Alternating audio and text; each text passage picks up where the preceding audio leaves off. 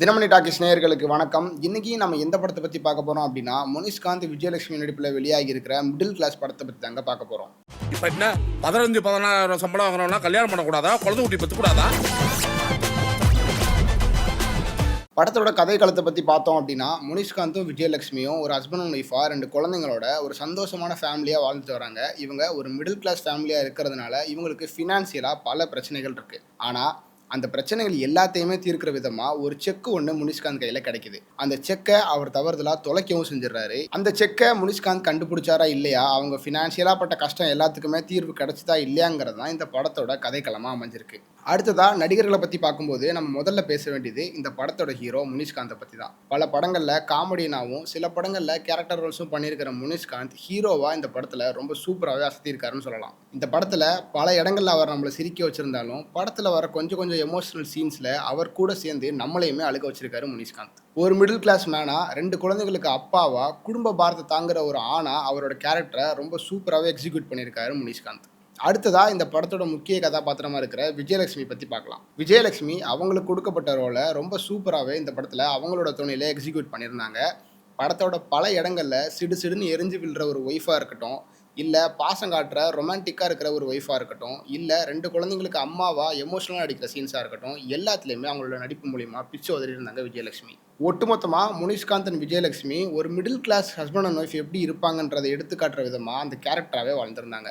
அடுத்ததா படத்துல கொஞ்ச நேரம் வந்திருந்தாலும் ஒரு பெரிய இம்பாக்ட் ஏற்படுத்துற அளவுக்கு ராதா ரவியோட ரோல் இருந்துச்சு. படத்துல அங்கங்க எட்டி பார்த்திருந்தாலும் தன்னோட ரோலை எப்பவும் போல ரொம்ப சூப்பரா காளி வெங்கட்டும் பண்ணியிருந்தாரு. இது கூடவே படத்துல முனிஷ்காந்தோட முழு நேரமா டிராவல் பண்ற கோடாங்கி வடிவேல் மற்றும் கேபி குரேஷி அவங்களோட ரோலையுமே ரொம்ப அற்புதமா பண்ணியிருந்தாங்க. ஒட்டுமொத்தமா இந்த படத்துல நிறைய கேரக்டர்ஸ் இல்லாட்டியும் இந்த படத்துக்குள்ள அடங்கி இருக்கிற 4-5 கேரக்டர் படத்தோட எசன்ஸை எந்த இடத்துலயுமே குறைய விடாம ரொம்ப சூப்பரா கேரி பண்ணி கொண்டு போயிருந்தாங்க.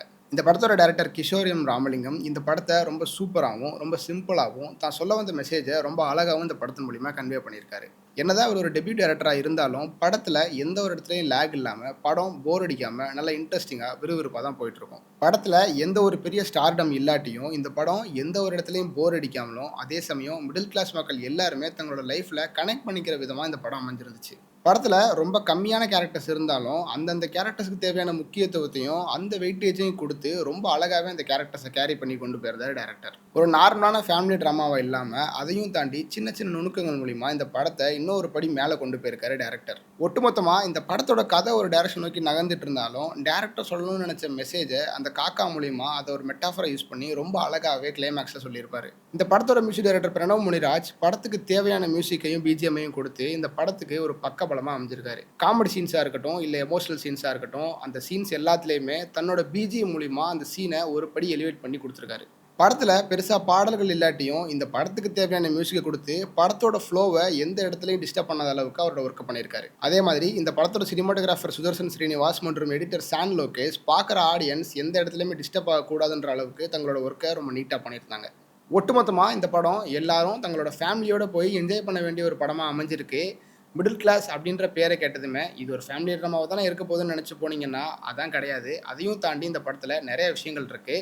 படத்தில் பல இடங்கள் நம்மளை சிரிக்க வச்சோம், சில இடங்களில் நம்மளை சிந்திக்க வச்சோம் அனுப்புவார் டேரக்டர். படத்தோட ஃபர்ஸ்ட் ஆஃப் பொறுத்த மட்டும் ஒரு மிடில் கிளாஸ் ஃபேமிலியோட லைஃப் ஸ்டைலை அப்படியே காமிச்சிருக்காரு டேரக்டர்.